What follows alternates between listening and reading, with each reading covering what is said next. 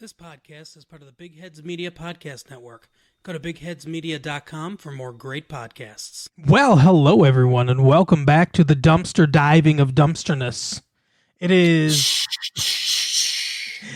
me, Mark, along with my co-host Mike. How are you, Mike? Party on, Mark. Party on, Mike. You know, there's an old saying. No, there's a website called howmanyofme.com. Are you aware of this website? No. It basically, you can put in your first name and your last name, and it tells you how many people with your name are in the United States. Oh wow, that's a lot. And my son, his first name is Stefan, which apparently is a pretty uncommon name, I guess. The way we spell it anyway is pretty uncommon. So I put his in, and his first name combined with his last name, it says there is one or less people in the United States that have that name. So he is the only one. He's the only one with that exact name. What's this website called? It's called howmanyofme.com. It's a weird name. Yeah. It says there are 331,664,058 people in the U.S. How many have your name? So this, by the way, this is just U.S., not worldwide. Well, who cares about the rest? Yeah, exactly. But if you're curious, I put your name in just now. And there are 1,915 people with your first and last name in the United States. I'm surprised there's not more. Yeah, mine's only mine's more than yours, but mine's like 2,000, something like that. Like, I think 2,000, like 2,500 or something like that, basically. Wow. But it's weird because my last name is pretty common. Your last name is also fairly common. And your first name is incredibly common. Mike, or Michael, is the fourth most popular first name in the United States. I just checked my older daughter. There's 71 people in the U.S. with the same name as her. That's awesome. It's kind of cool to be that unique. And for my youngest, there's 109 people with that name, which I'm kind of surprised by. But yeah, me too, actually. And they both have their email addresses already secured, so that's good. Oh, there you go. They both have geriatric woman names. So for all I know, the other people with the same name as them aren't old enough to use or too old to care about computers. Right, they're all 90. They might be. Pretty soon it'll just be them. They'll be the only ones left. But on this show, we talk about things that are fun. You like to talk about fun things, right, Mike? And I also like to make sure that not only myself, but all of our loyal listeners are current. That's true. So we should keep current right now. Dun, dun, dun, dun, dun, dun, dun, dun. I was just thinking we should come up with some kind of like segment theme song for keeping current with Mike. Yeah, probably. All right, this is I've got a good theme song that we could use. What's that?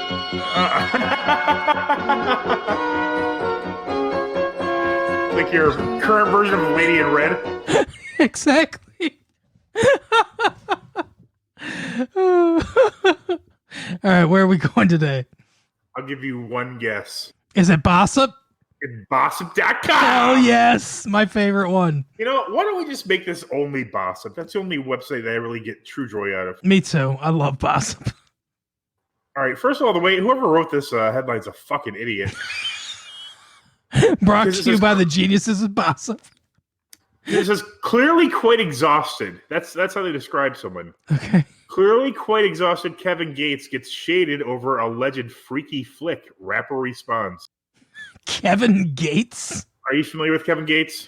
No, I don't know who Kevin Gates is. Damn it. I was hoping you were. I don't know who he is. Okay. Well, Kevin Gates apparently is a rapper.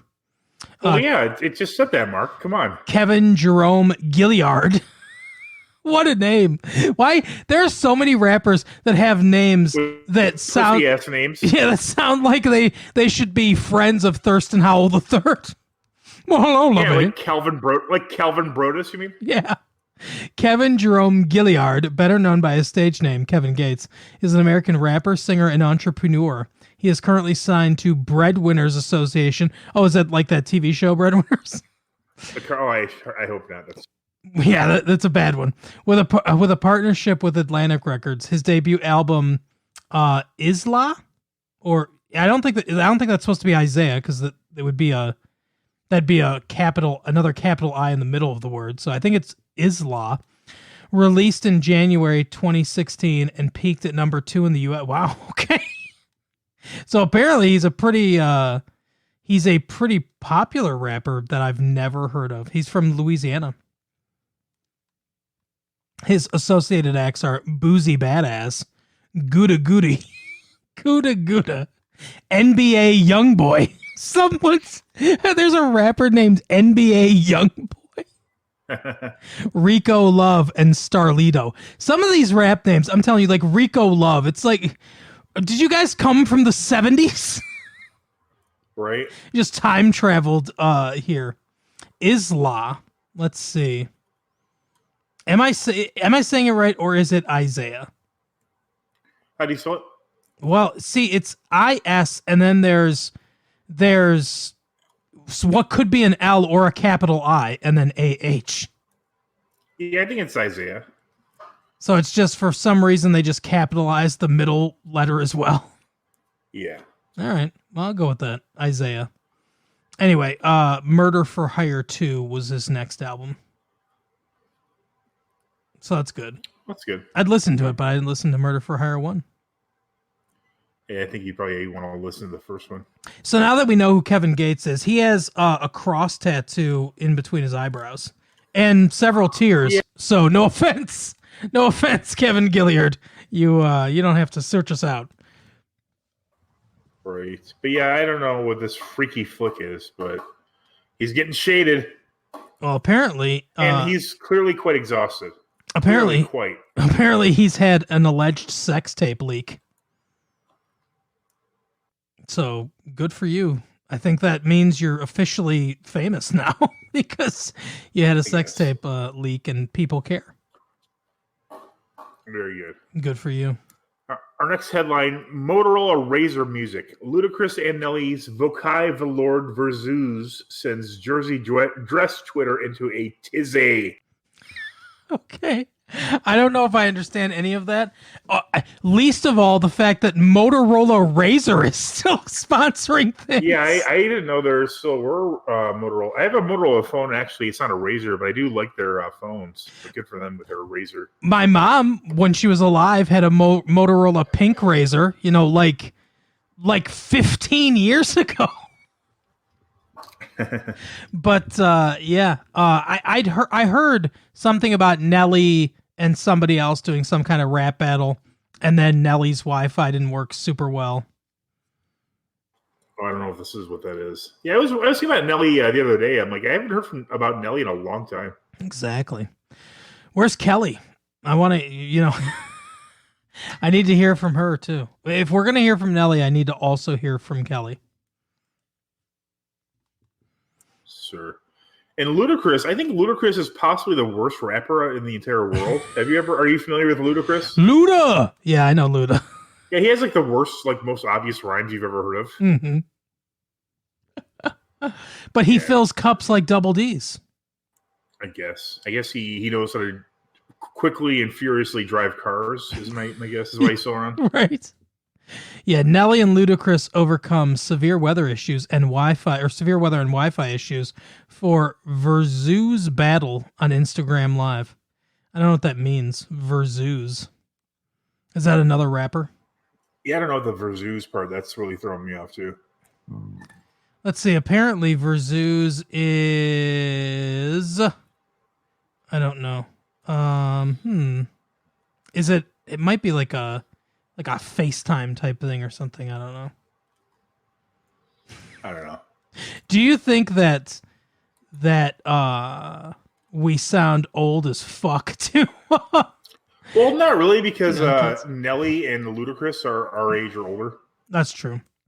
And Okay. neither of them have like released an album in like 30 years.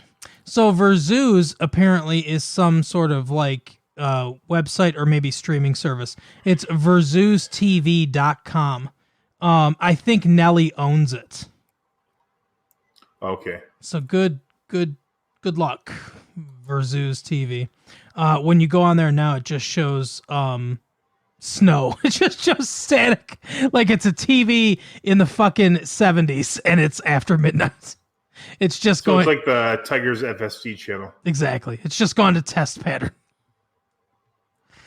Oh, Great. fuck. Verzuz TV. Nice, though. They have their own YouTube channel. They've got 10.4K subscribers, which is kind of sad because there are YouTube channels that are just hundreds of millions of subscribers. Yeah, it's not as interesting as watching children open toys. Apparently, though, it's all just... okay. It's not Verzuz. If any young kids out there are listening to us, they think we are the fucking oldest people in the world. It's Versus. It's just spelled all stupid. Verzuz. So it's Verzuz. It's fucking dumb. But all it is, apparently, is rap battles. We got Teddy Riley versus Babyface, RZA versus DJ. You got T-Pain versus Lil Jon. You got Scott Storch versus Manny Fresh. Those are some terrible lineups. Yeah, Swizz Beats versus Timberland. Timberland's not even a rapper. I guess he sort of is, but yeah, that's dumb. The Dream versus Sean Garrett. Sean Garrett. Ryan Tedder versus Benny Blanco. Holy shit. How they get... Let's see. None of these, the most viewed one of these so far is 5.6 thousand views. And that's RZA versus DJ Premier. Yeah, I don't know who... DJ Premier sounds kind of familiar, but obviously RZA is the leader of the Wu-Tang Clan. Yeah. But Ryan Tedder versus Benny Blanco, that's 1.1 thousand views. I think I might have some dumpster diving videos that have more views.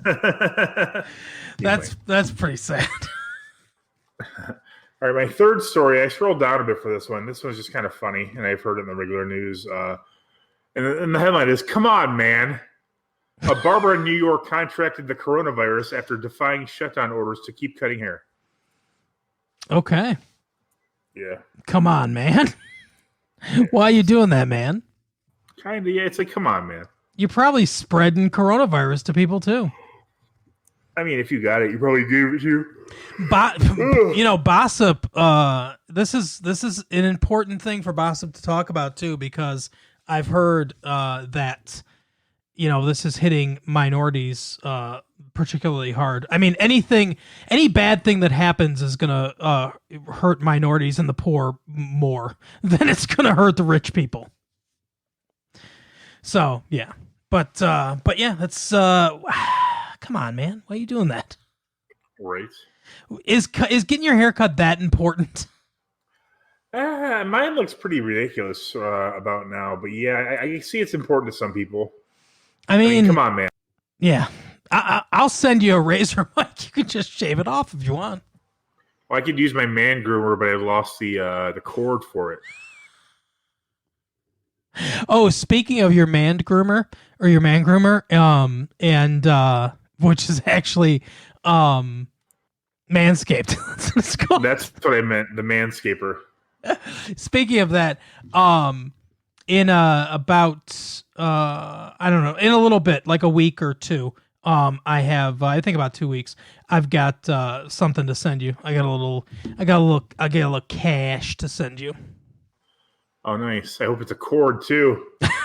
I didn't ask them to send a cord, but it's man. it's the other payment for groomers. So remind me, I gotta Venmo that to you or PayPal or whatever. What do you use again? Venmo or PayPal? I don't remember. PayPal. Oh, okay. I'll hook you up. Well, I'll pay you what you're owed. It's not really hooking me up. Not really hooking you up. Yeah, it'd be like my boss, but like, hey, I'm going to hook you up and pay you some money this week. Oh, thanks man. Cool. What a hookup. Anything else from Bossip? That's about all I had time for. All right. Well, busy man. This week we watched another episode of The Green Book Room. Yeah, this one had Mark Maron. Let's see, Andy Dick is in this one. It's an Australian guy. I don't know his name. It's not Jim Jeffries, so I don't know his name. Exactly. Except that's what I was thinking the whole time. The whole time I was thinking, man, you're no Jim Jeffries. There's also an Australian guy on one of these episodes, and the one with Jimmy Carr. I can't remember his name. Tim something. Oh, okay. Tim Minchin, is that correct? Tim Heidecker? I don't think so. I think it's like Tim Minchin, but yeah, he's also Australian. Okay. I don't know. Would you think Australia would have a lot of comedians or not a lot of comedians? Because it seems like a pretty ideal place, aside from like the poisonous, venomous animals. Well, from what I've heard from the Weekly Planet podcast, not very funny. There's a pretty sizable comedy scene in Australia, and they have a comedy festival every year, like a pretty big comedy festival every year. So I guess obviously. It's hosted by Yahoo Serious, so I just that. No, let's see. Brendan Burns. Was that his name? That was his name, right? Something like that, yeah. Yeah, Brendan Burns, Australian stand-up comedian and author, who mostly performs in the UK. He is known for his aggressive stage performance and offensive material. Well, yeah, do something with that, you freak. On this episode, he was known for mostly not saying anything. Yeah, for being kind of quiet. Yeah, he talked about being drunk and going into his own asshole to pull shit out, and then smear it all over the wall, or as he said, getting creative with it. And that's pretty much it. That's all he said. You know what's funny is Jim Jeffries is on the next episode, by the way. That's funny. That's the one with what's his name? Paul Mooney? Yes, that is correct. Because a couple of comedians are on like 2 episodes. Oh, another fun thing was at the beginning of this one, Penn Jillette shows up for like 2 seconds. Mm-hmm. Didn't he do isn't Paul Provenza also involved with the Aristocrats? Yes, he is. That's probably why Penn was in there, though, because they were probably shooting that around this time or somewhere near it. Yeah, it's funny because I thought I saw him and I was like, oh, is this the one with Penn? But it wasn't. But he's on this season though. Oh, I didn't know Penn was even on there. That's something I'm looking forward to. Yeah, I think he's on with Tom Smothers and I think Martin Mull. Oh yeah, that sounds like a very Penn Jillette type panel. Right. But yeah, Andy Dick was on here, as you mentioned. Dana Gould, probably most famous as a television writer. Stand up as well, but as a TV writer, he wrote for The Simpsons, did voices on The Simpsons, and Andy Kindler, another like prototypical like 80s comedian. Yeah, both Dana Gould and Andy Kindler. Like Dana Gould, I wasn't even sure who it was. I asked my wife who that was, before he said his name. Mm-hmm. That's a person whose name I've heard quite a bit, Andy Kindler as well, but I'm not, very familiar with them, and I wasn't especially, impressed, by them on here. Yeah. Dana Gould is like, someone was like, because he said something like about some demon coming out from the ground, and he used a name, and someone was like, "What did you just come back from the Dennis Miller like seminar or something, like comedy seminar?" And someone did the real quick, hey babe, but yeah, he's like that. He's like I don't want to say cerebral as in like, he's smarter than everyone, but his comedy is like that. It's like Miller's, where it's based on, the last book he read, basically. Yeah, I really feel like Dennis Miller is really doesn't get his due anymore. I mean, I know a lot of it's a politicalization of like, he's like obviously a conservative Republican type character. Right. Most people don't think of those as like comedians, but he's a very funny person. For sure. If you don't factor that in, and he's also responsible in some ways, for people knowing who Norm and David Spade. He brought up a lot of people to SNL that he admired and liked as comedians. I mean, he really doesn't get enough credit. Yeah, absolutely. I mean, he was in the, he was part of the hiring process of the great Phil Hartman. Yeah, great Phil Hartman. That's one of my favorite casting stories ever from Saturday Night Live is Miller. Miller says to they ask him, they're like, so why should we hire you or whatever, and he's like, what are your special skills? And he goes, Phil Hartman says, I can do any accent, name any accent, and I can do it. And Dennis Miller goes, French, and he goes, ooh, I don't do French. Nice. And everyone cracked up, and then he got the job. Nice. Oh my god! But yeah, no, I like Miller a lot. And there's, like you said, I listen to, I've listened to his radio show before and stuff. I still think he's funny. I There's a podcast. I haven't listened to it yet, but I have been meaning to. I don't necessarily agree with him about everything that he talks about or whatever, but I don't need to. I don't have to agree with everyone to find them funny. But yeah, the star of this is obviously Andy Dick, even though he didn't get to talk as much as Andy Kindler kind of dominated the conversation. It doesn't Andy Kindler kind of look like Bob Saget's brother, but if you went through that machine that in the movie The Fly and reassembled, not quite. Yes, he does. Oh my god. Yep, he does. I know. The thing I know him from the most is Dr. Katz. Oh, really? Wow, I didn't know he's been around that long.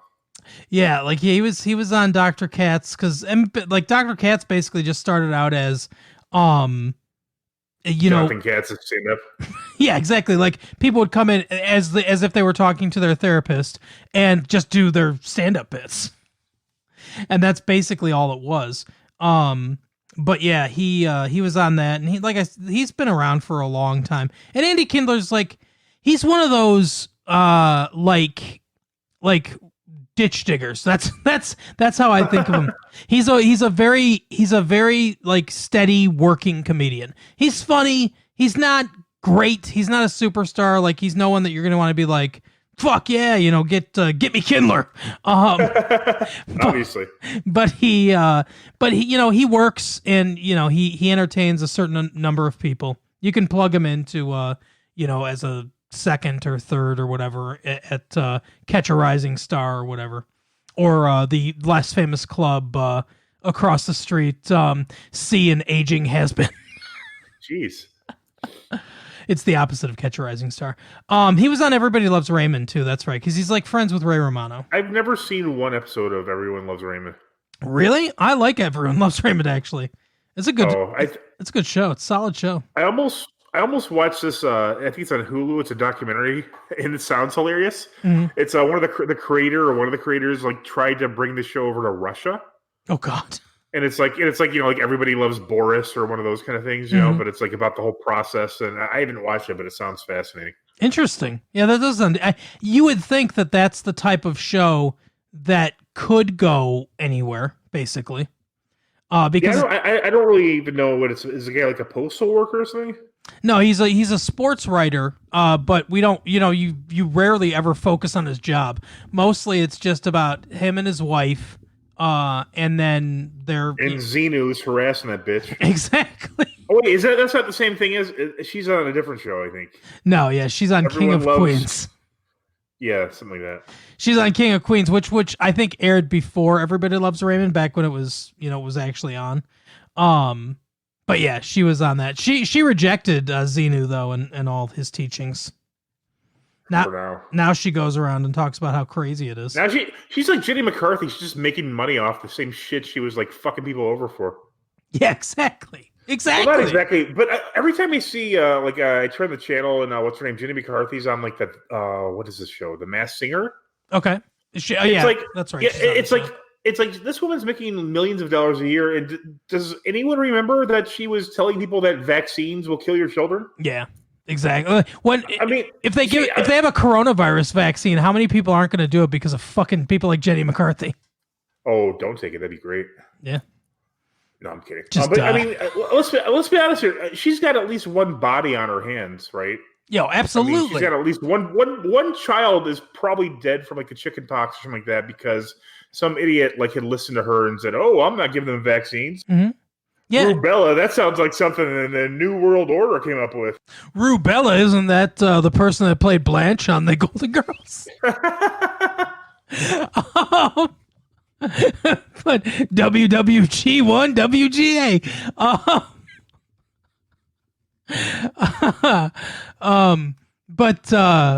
No, I mean, yeah, I agree. I think she's personally responsible. I think everyone that doesn't know what they're talking about and says what, like, just espouses ideas and spreads ideas that are untrue when they have no idea what the fuck they're talking about, I think they're responsible for things that happen from that. Right. Everyone needs to take a page out of Socrates' book, and that if nothing, I think people come to this podcast to hear Socrates' thoughts.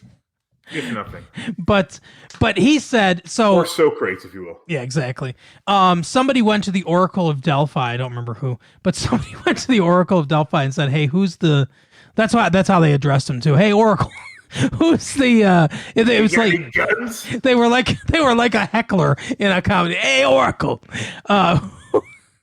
who is the smartest person in all the world? And the Oracle said Socrates. So the guy went up to Socrates, found Socrates and was like, "Hey, I asked the Oracle, and they said you were the smartest person ever."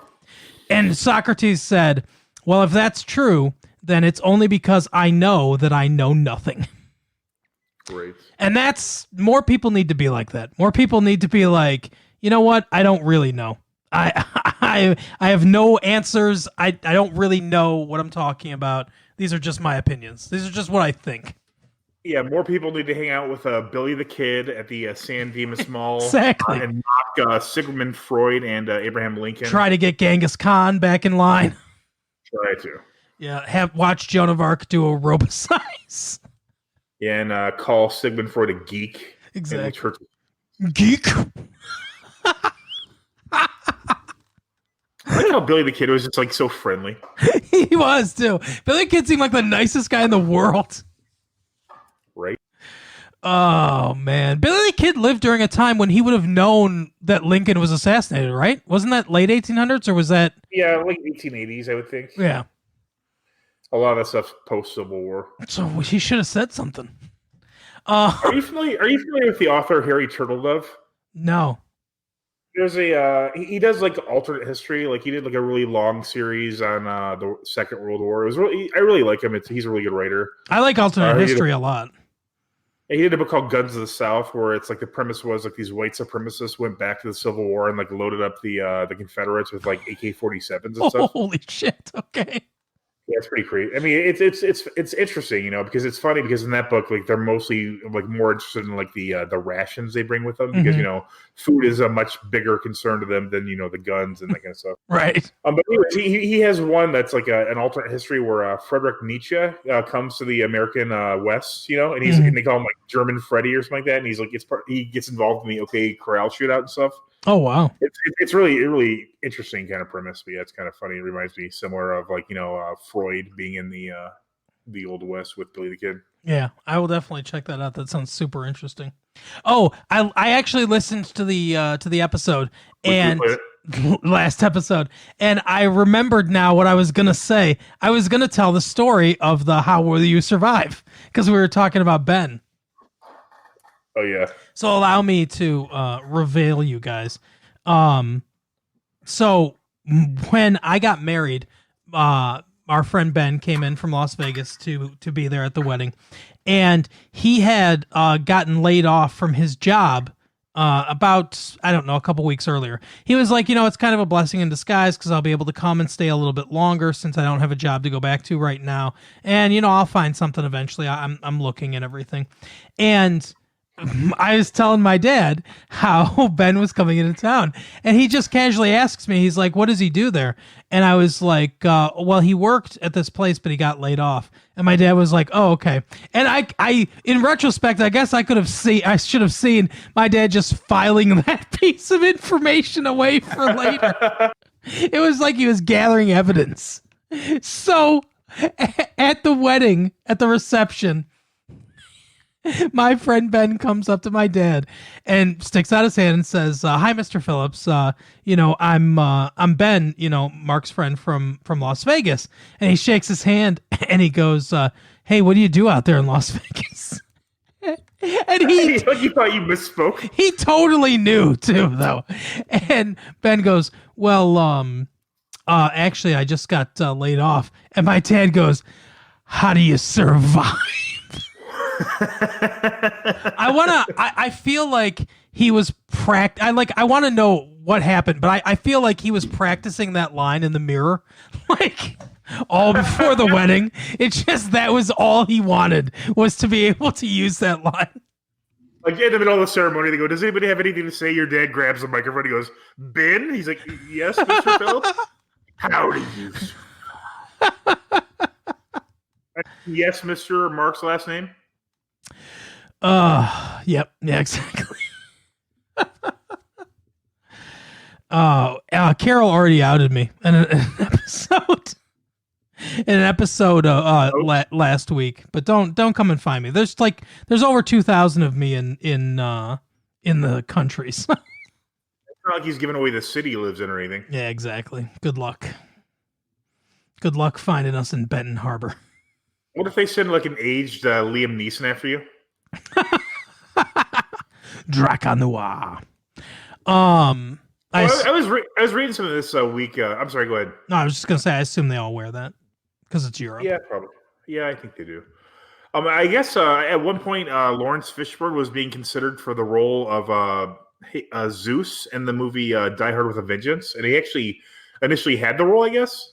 Mm-hmm. But then obviously, I guess there was kind of like a back and forth. He wanted more money. He wanted to be billed above the title, that sort of thing. Mm-hmm. Then like the producers went to Cannes that year and they saw Pulp Fiction, so he's like, "Oh, let's get this guy instead, Samuel Jackson."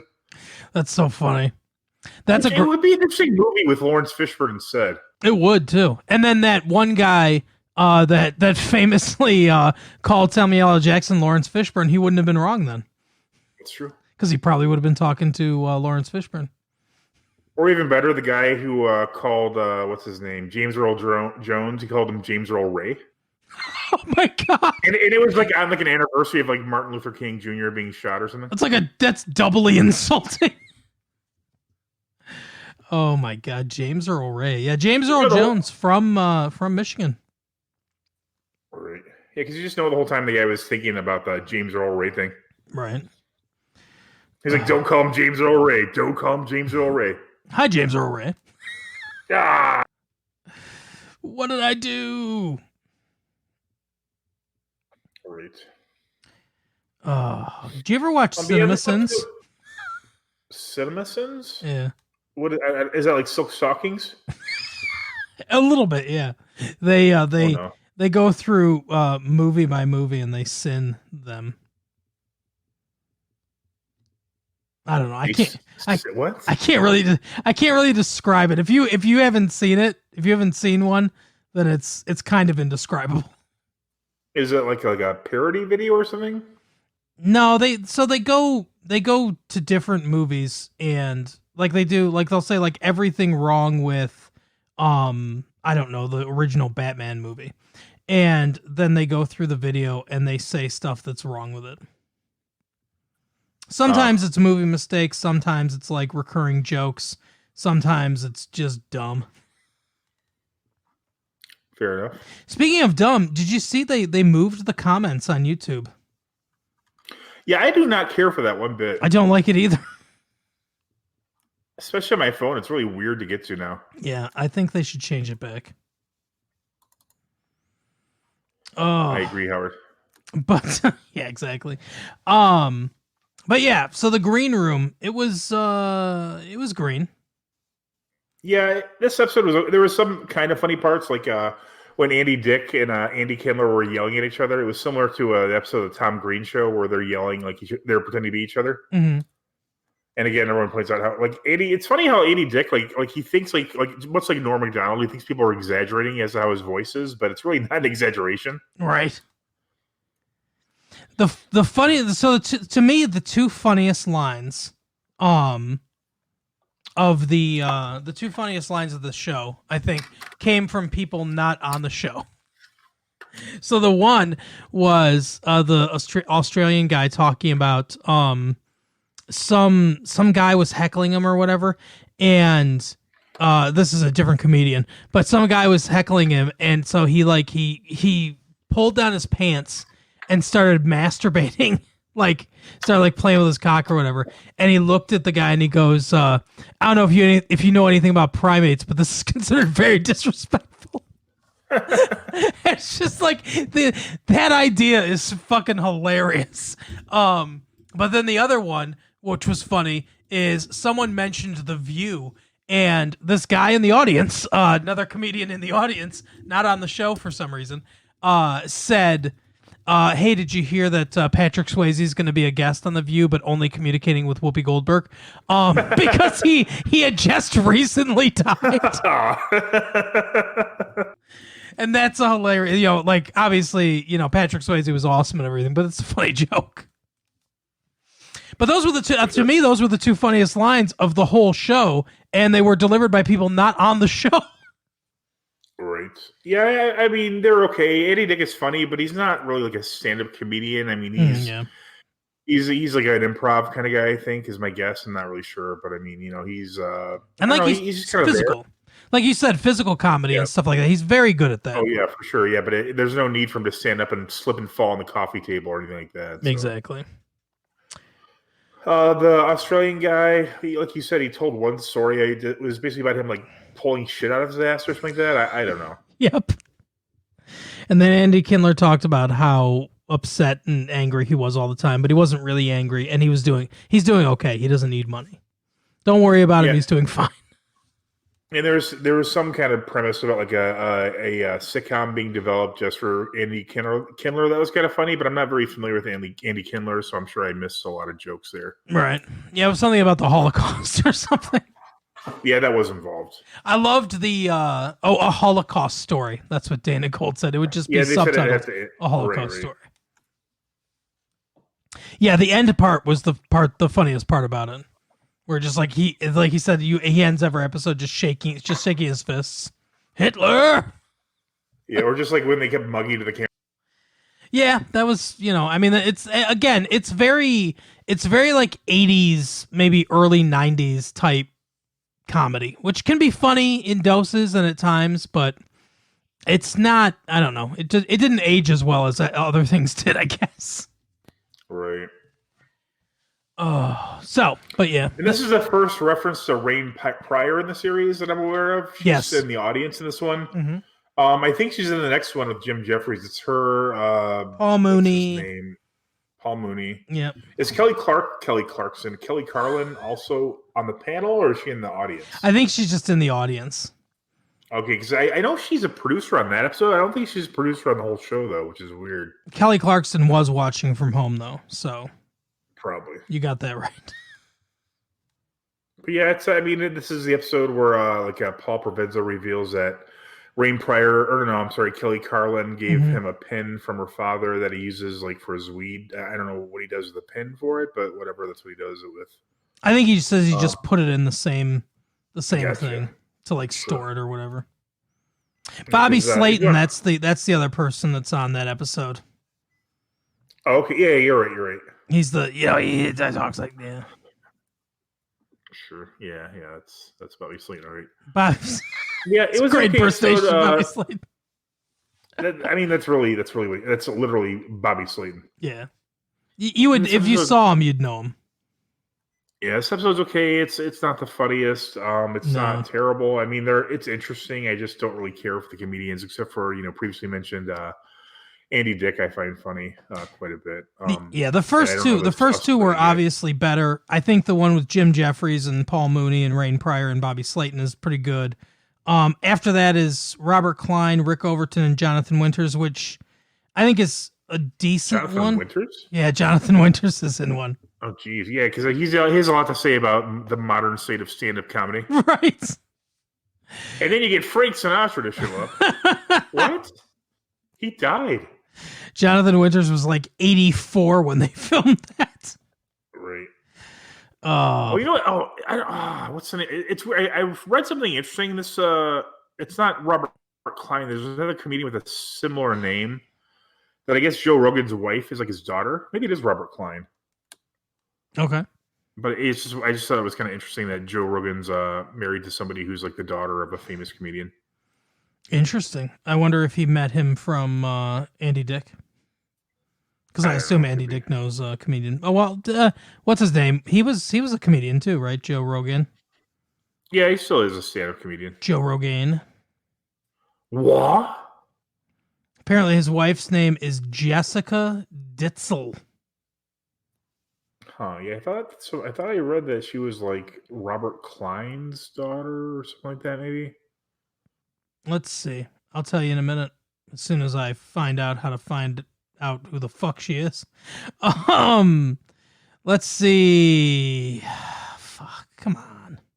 Okay. Let's see. Personal life. So who is Joe Rogan's wife? They got married in 2009. She comes from a big family and is one of 6 siblings, 5 brothers and 1 sister. Robert Schimmel. That's what it was. Yeah, she's Robert Schimmel's daughter. Okay. Isn't Robert Schimmel the one who like married like his daughter's friend? The one guy in Hollywood that married his daughter's friend. No, he pretty famously had like a really kind of crazy life. He was on Howard Stern quite a bit, if it's what I'm thinking of. He was on Howard Stern quite a bit, yes. I think he did, yeah. I don't know. He died around that time, actually. But around the time that 2010, yeah. But I don't know. Let's see. As an adult, Schimmel suffered from cancer and had one of his testicles removed. He had a complicated relationship with his first wife, Vicky. We got married, then got the marriage annulled, then got married, got divorced, then remarried. Wow. They eventually divorced permanently in 2000 when Schimmel became romantically involved with his second wife, Melissa. I think is his daughter's friend. He got non-Hodgkin's lymphoma. That's the bad the bad lymphoma. Great. Let's see. He was arrested in Calabasas, California, for an alleged confrontation between himself and his wife, Melissa. She declined to press charges. She cheated on him with a neighbor, apparently. Cheater. He got hepatitis C from a blood transfusion, and then he died waiting for a donor liver. I guess. Pretty crazy. I don't know. No, he actually died due to a car crash. Oh, yeah. Let's see. He was a passenger in the car driven by his 19-year-old daughter. Oh, it was revenge. I'm just joking. After veering off the road to avoid hitting another vehicle, the car flipped onto its side in Highway 101. He went to John C. Lincoln Hospital near Phoenix. And let's see. He died of his injuries. Okay. Well, that sucks. It seems like he had a lot of diseases. Like he got sick a ton, survived it all, and then died in a car crash. That sucks. Right. Oh, what a great comedy podcast. Huh. But at least he got to see 9/11. I guess. Do you ever stop and think, both my parents are dead. So neither of them had to go through this pandemic. Do you ever stop and wonder what I don't know, not what it's like, but it's like, what they would be like. Sometimes I think how my parents would react now if they were still alive in this fucking pandemic. Your dad would say it was just a fad. He would.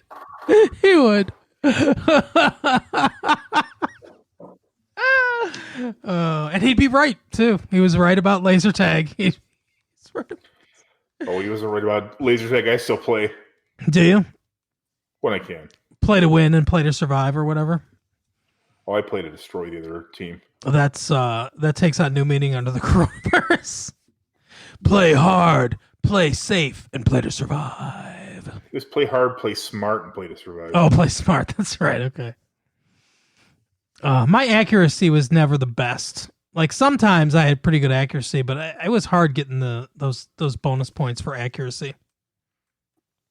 Yeah. Oh, but yeah, not a great episode. We got other good episodes coming up of the Green Room. Much better episodes, I should say. This might be the worst. Not that it was not that it was a terrible episode, but this might be the least good episode of the show. Yeah, I can see that. Although I don't know the Robert Klein and and fucking like that's going to be an old ass panel, man. Yeah. All right. Well, that is our show for the week, half week for this time. We're done now. Yeah. Write to us if you want to be part of that 100th episode, by the way. MassiveLateFee@gmail.com. Don't come to my house. Yeah, that's about it. We'll see you next time. We'll see you next week.